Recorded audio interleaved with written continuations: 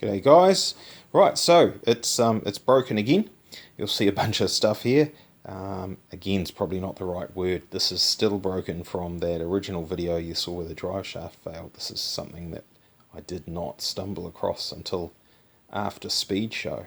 So due to the, let's say, packaging constraints in the car, there's not a lot of room in there. Distance from the front of the compressor housing there to the bottom of the floor pan is not very far. It's quite short. So we have to run these foam pod style filters, which are quite short front to back. So they're ideal for the application. They're not ideal for making good horsepower, and they're not ideal for filtering all the rubbish out. I'm fully aware of those things, but as I say, it's a packaging thing, so that's the reason why we've gone for those. There's a flaw in the design of these particular ones, which probably isn't a big deal normally, but if the filter sucks in fire, which is, that can happen, then it can become a problem. You'll see these screws in here.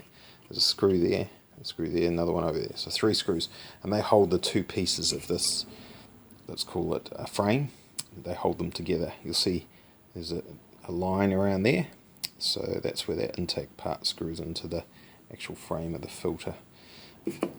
Now, what's happened is the right-hand side turbocharger sucked in a lot of fire. When the fire was happening, it was a big fire on that side, and the filter was very obviously damaged. So that was replaced with a new one, and it actually made some improvements in that system overall. The left-hand side, just ignore that screw. Look, screw fell out. That's what we're talking about.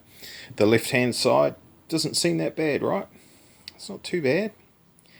Gets a little bit uglier on the other side. You can see it's had some damage, but I'm only using them for rock catches, really, so it'll probably be alright. That's what I'm thinking.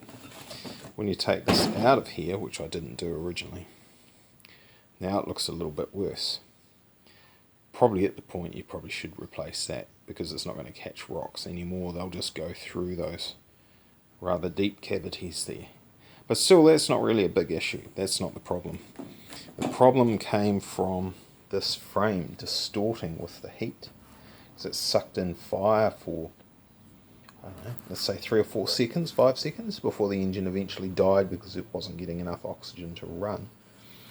And what's happened is it's loaded that frame up enough that it's cracked one of the little bosses that holds those screws in, holds the frame together. So when that thing's cracked, that screw there, you can see it's all shiny. That screw has come out from its hole. I guess it's that one, whatever. It's gone down in the hole down there, and it's impacted with our compressor wheel and our turbocharger. It's gone crunchy, crunch, crunch. And that's the end of our compressor wheel. So it's not particularly happy at all. I've actually put that in a lathe. I did that just to remove the worst of it, so it was somewhat closer to being balanced. That's in case I wanted to put that whole thing back in, just so the car could run to load it on trailers and put it on display, things like that, until I get around to putting a new core in it. Don't worry, I'm not going any further with that plan. We've got a new core coming thanks to Alltech Diesel and Turbo in Auckland. We're just waiting on NZ Couriers to get that here, so they sent that this morning. It's just gone 5 o'clock and we haven't seen it yet. So that's New Zealand for you. It might turn up tomorrow if we're lucky, or possibly Friday. While it's been apart, I just gave the compressor housing inlet, give it a little bit of a bell mouth shape instead of its normal quite angular shape. Won't make 2/5 of sweet stuff all difference, but while I've got time I did that. I've got a few things to clean. Take some of that exhaust staining off the diffuser at the back there.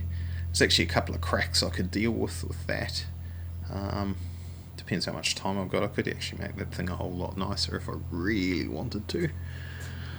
Other than that, there's a reflection there of the other project that's going on that we'll talk about later on when we get there. But this is all looking pretty good. bit of cleaning to go on here. That's it really. Wait for my turbocharger piece to come back, and then we can put it back in the hole there and make it go, and we'll see if we might put it on display down at DTM Wheels if they want it there. I'll get it out of my way for a little bit and I can get on with doing something else. I suppose I could take the subframe out and paint it. What do you reckon? Should I paint that? Should I drill some holes in here? Make it lighter? Dunno. I'll find something. There's always something to do. You gotta draw the line at some point in time though. So this is all working out pretty well now with our CV joints in there. You can't see the one that actually caused the problem last time. That seems to be good now. So there's something else happening under this cover here. Not sure if I was supposed to show you or not. I better not. It's a V8. It's got a supercharger. We'll talk about it later. Alright, so a little bit of bad luck there. We can't dwell on it too much. These things happen. It was, as you can see, it wasn't all that obvious that there was actually going to be a significant problem based on just a little bit of foam being a little bit burnt. But yeah, what lies beneath is often quite a nasty little thing. So bad luck. Alright guys, better go. Enough babble. Catch you later.